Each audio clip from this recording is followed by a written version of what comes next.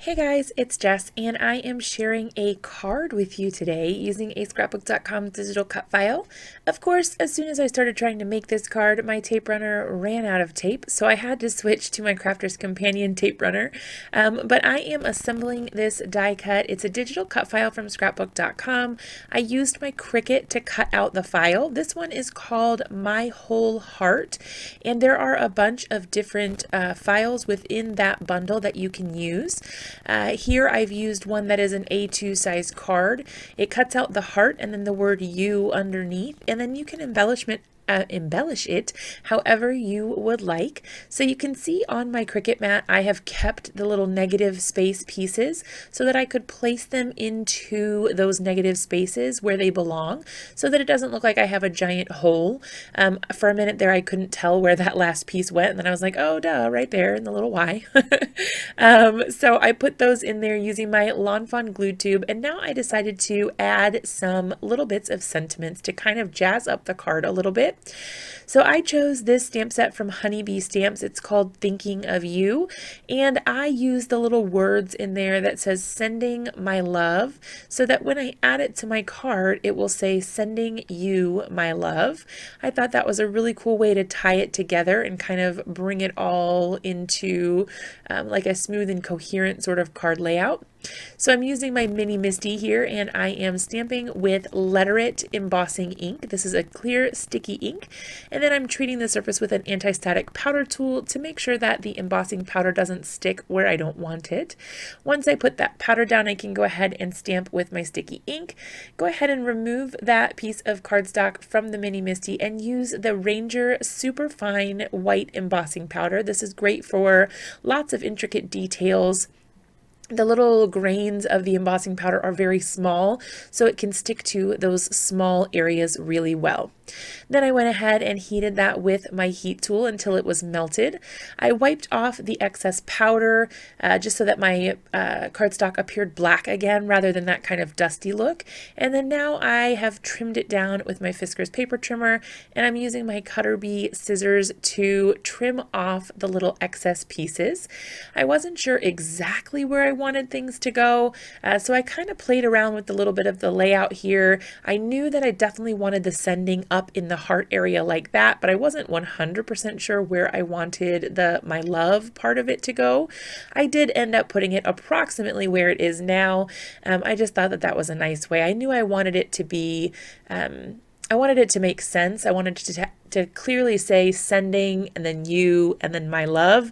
I always get, I don't know, I don't really like it too much when the things are out of order because it's not really super easy to read.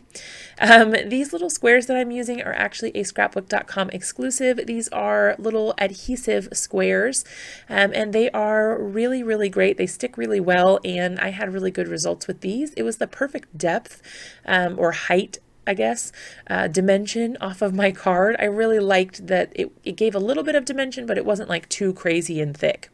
The little backer pieces come off really easy, and that is definitely a win for me. I hate struggling with getting the backing off of foam tape. So once I got my little pieces adhered to my card, I did go ahead and grab some of these Dress My Craft assorted sizes of clear acrylic bubbles or droplets. I did end up pouring them onto this little piece of black cardstock so that I could see them better. These come in a couple different sizes, at least 3 different sizes are in there, but it may be more than that. And I just picked out a couple of the little itty bitty ones. This is the smallest size that's in there.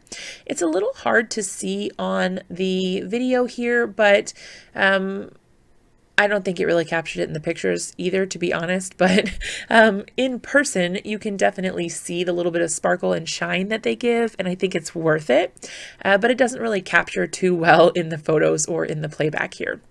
So I played around with the placement a little bit, and I ended up deciding that I wanted to go with the clear droplets on most of the bigger or larger white stars so that it kept it focused, but it added a little bit of an embellishment, a little bit of shine or shimmer to those. And then I did use my Fawn glue tube again, and then here I'm using the QuickStik. This is from We Are Memory Keepers, and it is a little tool that's supposed to help you pick up little itty bitty things like this and then place them easily. I'm going to be totally honest. I'm having trouble with mine. It's because it's not, I don't know, it's old. I need to get a new one or replace the inside if that's a thing you can do. I'm not really sure, but it's not super sticky in the way that it used to be, but it's sticky in a way that I don't like it to be, which is that it doesn't let go of stuff because it's kind of like gunky. It's just got a build up on it because it got shoved in a drawer and it got a bunch of stuff on it, which is totally my fault, but it's not working as it was designed, fault of my own, but hopefully I'll be able to get a new one soon and that will work much better.